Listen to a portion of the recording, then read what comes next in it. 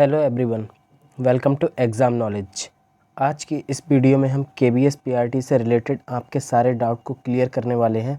तो आज की ये वीडियो आपके लिए काफ़ी महत्वपूर्ण होने वाली है, तो कृपया इस वीडियो को आप लोग अंत तक देखें, तब आपको सही से समझ में आ जाएगा कि नॉर्मलाइजेशन में आपका कितना स्कोर बढ़ सकता है और कितना कम हो सकता है, और क्या आपको इंटरव्यू की तैयारी करनी चाहिए या नहीं करनी चाहिए, कितने नंबर वालों को अभी होप रखनी है कि उनका इंटरव्यू में नंबर आ सकता है, और किनको अब अपनी उम्मीद को छोड़ देना चाहिए और अपने किसी नेक्स्ट एग्ज़ाम की तैयारी में लग जाना चाहिए।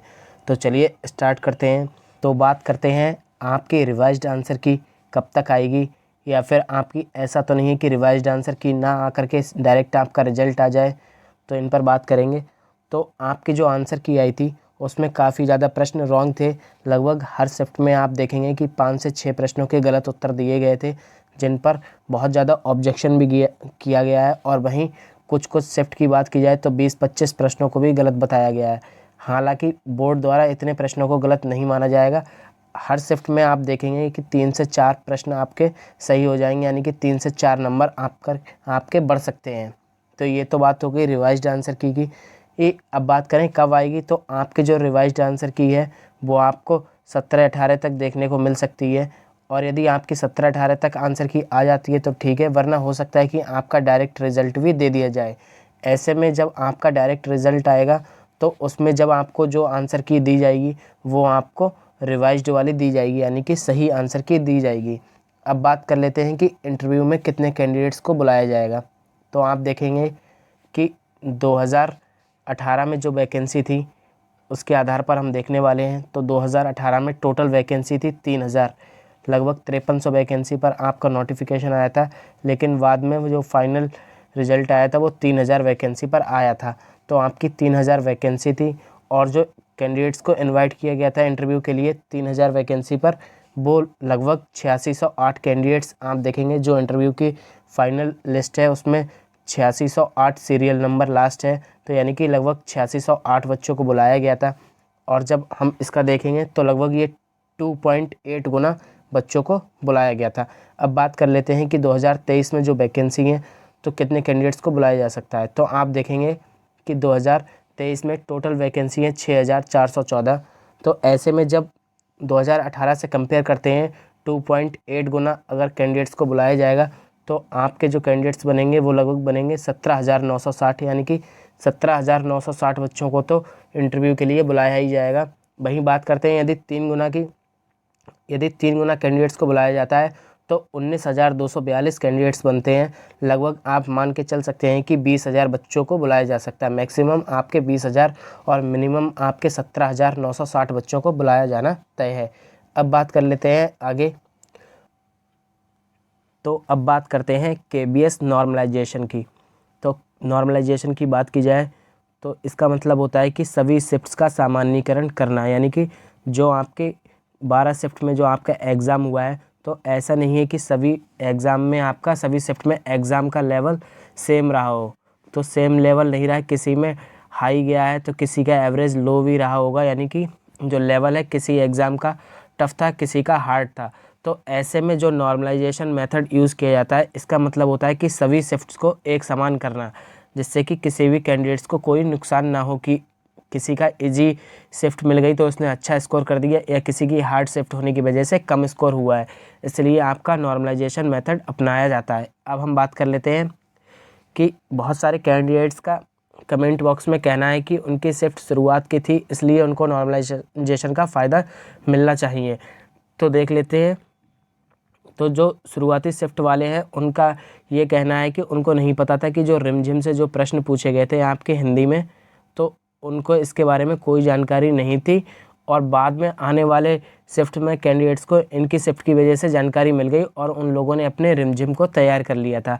तो ऐसे में क्या ये इनका कहना सही है? क्या नॉर्मलाइजेशन इस बेस पर मिल सकता है कि उनको रिमझिम का नहीं पता था? तो साथियों, ऐसा बिल्कुल भी नहीं होने वाला है कि ऐसा ज़रूरी नहीं कि शुरुआती शिफ्ट वालों को नॉर्मलाइजेशन का फ़ायदा मिलेगा। ये हम अभी आपको आगे बताने वाले हैं कि ऐसा क्यों ज़रूरी नहीं है। लेकिन ऐसा नहीं होता है कि किस शिफ्ट को कि वो शुरुआत की है तो उसको नॉर्मलाइजेशन मिलेगा और बाद की है तो उनको नहीं मिलेगा। ऐसा नहीं होता है। जिसकी शिफ्ट हार्ड होती है उसी की शिफ्ट को नॉर्मलाइजेशन का फ़ायदा मिलता है। अब हम बात कर लेते हैं कि कौन सी शिफ्ट थी इजी और हार्ड। तो बात की जाए इजी और हार्ड की, तो अभी तक किसी के पास पूरा ऐसा डेटा नहीं है जिसके आधार पर कहा जा सके कि 22 की शिफ्ट इजी थी या 24 की हार्ड थी या 26 की इजी थी, 28 की हार्ड थी। तो ऐसा कुछ भी नहीं कहा जा सकता है। वहीं आप देखेंगे कि जिन्होंने भी इसकी कट ऑफ से रिलेटेड वीडियो बनाई है, तो आप उनके कमेंट बॉक्स में देखेंगे तो सारे कैंडिडेट्स का अपना यही कहना है कि उन जिस शिफ्ट में उनका एग्ज़ाम था तो उनका सीधा यही कहना था कि हमारी शिफ्ट हार्ड थी। यानी कि कोई भी कैंडिडेट ये नहीं कह रहा है कि उसकी शिफ्ट इजी थी, उसको अपनी शिफ्ट हार्ड लग रही है और दूसरे की शिफ्ट उसको इजी लग रही है। तो ऐसा नहीं कहा जा सकता है। ये तो जब बोर्ड के पास डेटा गया है वही डिसाइड करेंगे कि कौन सी शिफ्ट इजी थी और कौन सी हार्ड थी। अब हम आगे देख लेते हैं। तो बात करते हैं कि नॉर्मलाइजेशन किस प्रकार होगा। जैसे कि आप देख पा रहे हैं सामने, ये फर्स्ट शिफ्ट है जिसका एवरेज स्कोर 130 है, सेकंड शिफ्ट है जिसका एवरेज स्कोर 125 है और थर्ड शिफ्ट है जिसका एवरेज स्कोर 120 है। अब आप लोगों ने केवीएस का एग्ज़ाम दिया है तो आपको एवरेज निकालना आता होगा, तो आपको पता होगा कि एवरेज स्कोर कैसे निकला होगा। तो एवरेज स्कोर होता है कि जिस शिफ्ट में जितने कैंडिडेट्स ने जो स्कोर किया है उसको ऐड करके उतने ही कैंडिडेट से डिवाइड कर देते हैं, तो फिर उनका एवरेज स्कोर निकल करके आ जाता है।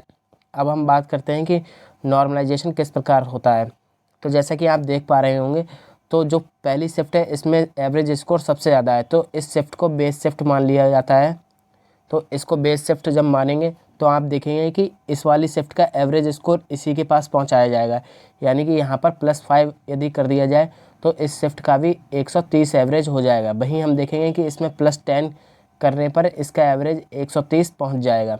तो यानी कि प्रत्येक कैंडिडेट्स के स्कोर में 10-10 प्लस कर देंगे तो आपका 130 पहुंच जाएगा। ये तो हो गया एक मेथड। और वहीं दूसरा, ये बहुत ही सिंपल वे में आपको बताया जा रहा है। अब बात करते हैं दूसरा मेथड।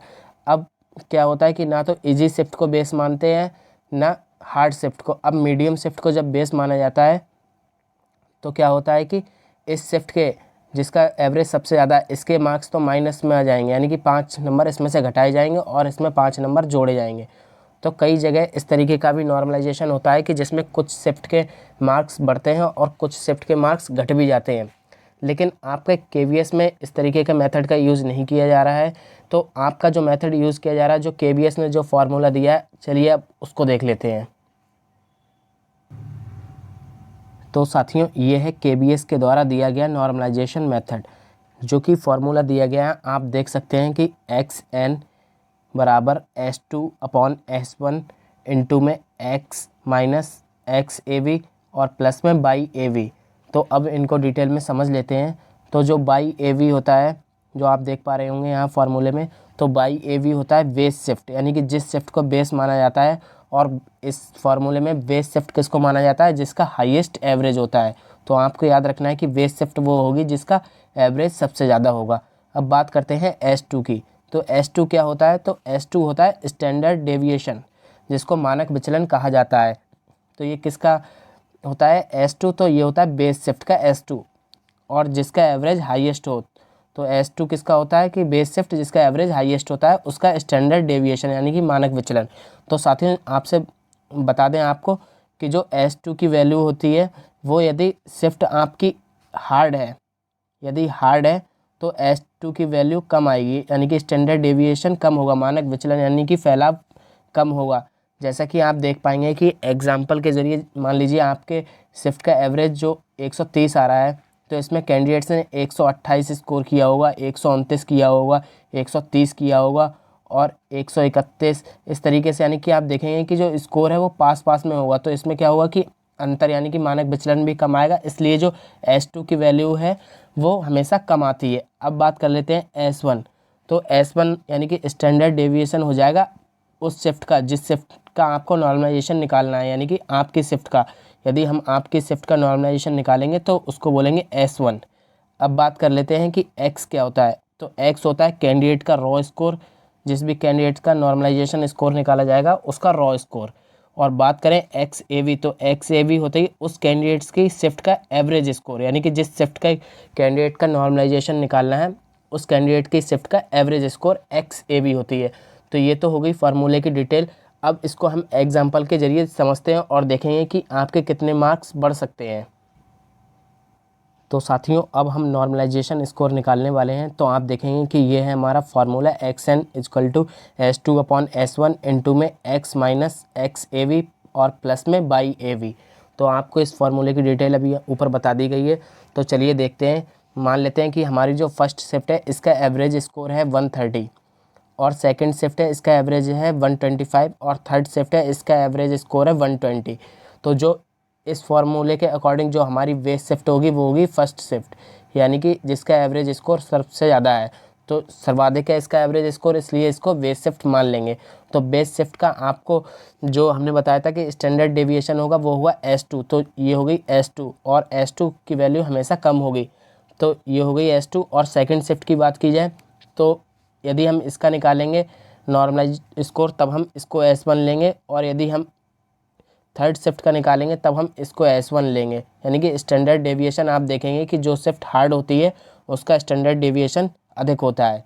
तो ये तो बात होगी आपकी वैल्यूज़ की। अब हम इसको फार्मूले के माध्यम से देखते हैं। तो आप देखेंगे कि जैसा कि मान लीजिए हम आपके स्कोर के अनुसार निकाल रहे हैं, तो आप देखेंगे कि आपका जो स्कोर है वो हार्ड शिफ्ट में एवरेज से जब ज़्यादा होगा, यानी कि आपकी जो हार्ड शिफ्ट का एवरेज स्कोर था 120, लेकिन आपने स्कोर किया है 122। तो अब हम इसको फार्मूले में पुट करते हैं। तो जो आपका बाई ए वी की वैल्यू यानी कि जो सबसे ज़्यादा जिसका एवरेज था वो था 130। तो आपको ये भी देख लेना है। तो ये हमारा फार्मूला है। तो S2 की वैल्यू हो गई 2.5, S1 की वैल्यू हो गई यानी कि जो सबसे हार्ड शिफ्ट थी जो कि आप देख पा रहे हैं 4। तो 4/4 इंटू में आपका रॉ स्कोर यानी कि 122 और माइनस करेंगे आपकी शिफ्ट के एवरेज से। तो आपकी शिफ्ट का एवरेज था 120 और इसमें ऐड कर देंगे हाईएस्ट शिफ्ट का एवरेज यानी कि 130। तो इस तरह से आप देख पा रहे होंगे कि इसको जब सॉल्व करेंगे तो आपका जो नॉर्मलाइज्ड स्कोर निकलेगा वो निकलेगा 131.25। तो इस तरीके से आप देखेंगे कि जो आपका रॉ स्कोर था वो था 122, लेकिन नॉर्मलाइज्ड होकर ये बन गया 131.25। तो आपको जो फ़ायदा हुआ है वो हुआ 9.25 मार्क्स का। तो आप देख पा रहे होंगे कि आपको फ़ायदा हुआ 9.2 मार्क्स का। और ये कब होता है? जब आपका स्कोर एवरेज स्कोर से अधिक आता है। तो चलिए अब हम आगे देख लेते हैं। अब देखेंगे यदि मान लीजिए आपका हार्ड शिफ्ट में ही आपका एग्ज़ाम था, लेकिन अब आपका जो स्कोर रहा है वो रहा है एवरेज से कम, यानी कि आपकी शिफ्ट का एवरेज था 120, लेकिन आपका जो स्कोर आया वो आया है 118। तो आपका रॉ स्कोर हो गया 118। तो ये वही वैल्यू हम रख देंगे S2 की और S1 की। उसके बाद में आपका रॉ स्कोर और आपकी शिफ्ट का एवरेज स्कोर और हाईएस्ट शिफ्ट का एवरेज स्कोर। तो जब हम इसको सॉल्व कर लेंगे इस तरीके से आप देखेंगे तो आपका जो स्कोर निकल कर के आएगा वो आएगा 128.75 नॉर्मलाइज्ड स्कोर हो जाएगा ये आपका। अब आप देखेंगे कि आपका 118 स्कोर था, लेकिन जो आपका नॉर्मलाइजेशन होने के बाद जो स्कोर बनता है वो है 128.75। तो यहाँ आप देखेंगे कि आपको जो फ़ायदा हुआ है वो हुआ है 10.75 का।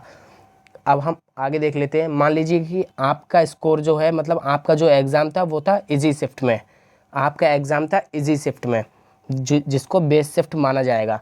तो आपका स्कोर आया 125 और आपकी शिफ्ट का एवरेज क्या था 130। तो यहाँ देखेंगे कि आप और आपकी शिफ्ट का SD यानी कि स्टैंडर्ड डेविएशन अब ये भी आपकी शिफ्ट का लगेगा 2.5। और चूँकि आपकी शिफ्ट को इजी माना गया है यानी कि बेस शिफ्ट माना गया है, इसलिए S1 की जो वैल्यू होगी वो भी 2.5 होगी और S2 की वैल्यू भी 2.5 होगी, क्योंकि ये दोनों ही बात आपकी ही शिफ्ट की हो रही हैं। तो इस तरीके से आप देखेंगे कि 2.5/2.5 इंटू में करेंगे 125 यानी कि आपका रॉ स्कोर और माइनस करेंगे आपकी शिफ्ट के एवरेज स्कोर से और प्लस कर देंगे बेस शिफ्ट के एवरेज स्कोर से जो कि आपकी शिफ्ट का ही एवरेज स्कोर है। इस तरीके से जब हम सॉल्व करेंगे तो आपका निकल कर के आएगा 125।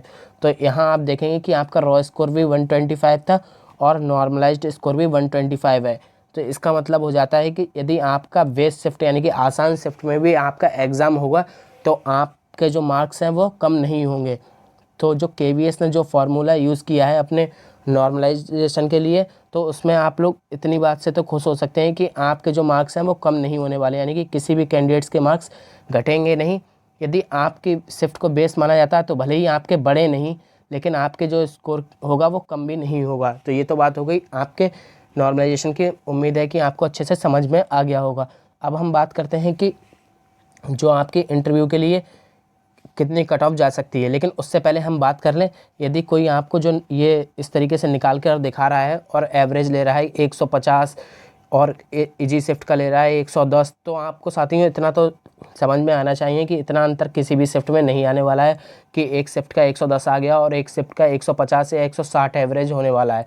तो इस तरीके से तो नहीं होने वाला है। अगर ऐसा होता है तब फिर वो आपको बता देंगे कि आपके लगभग 30 से 40 नंबर बढ़ने वाले हैं। तो साथियों ऐसा नहीं होने वाला है। जो एवरेज आप देखेंगे कि हर शिफ्ट का एवरेज लगभग 120, 125, 115, 118, 117, 116 इस तरीके से आएगा, ना कि ऐसा आ जाएगा कि एक का 110 आ गया और एक का 140 या फिर 150 आ गया है। तो आपने इस तरीके से देखा होगा, तो आपका जो स्कोर है वो लगभग 10 से 15 नंबर तक बढ़ सकता है नॉर्मलाइजेशन में। अब हम देख लेते हैं कि इंटरव्यू के लिए क्या कट ऑफ रहने वाली है। तो चलिए, जैसा कि सबसे पहले हम बात करते हैं यूआर कैंडिडेट की। तो यूआर कैंडिडेट की जो कट ऑफ है वो नॉर्मलाइजेशन के बाद 125 प्लस जाने वाली है। लेकिन यदि आपका स्कोर 115 प्लस है, यूआर कैटेगरी की बात की जा रही है, यदि आपका स्कोर 115 प्लस है और आपको लगता है कि आपकी शिफ्ट हार्ड हो सकती है, तो आपको अपने इंटरव्यू की तैयारी करनी चाहिए।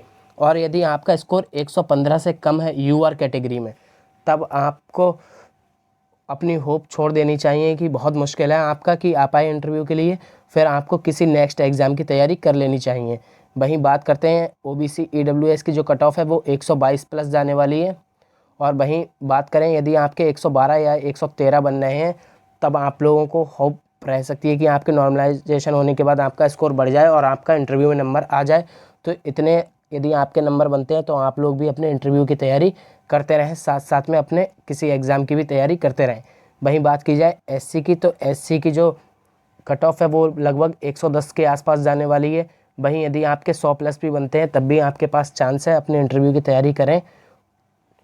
बात करते हैं एसटी की, तो एसटी की लगभग 102 के आसपास जाने वाली है।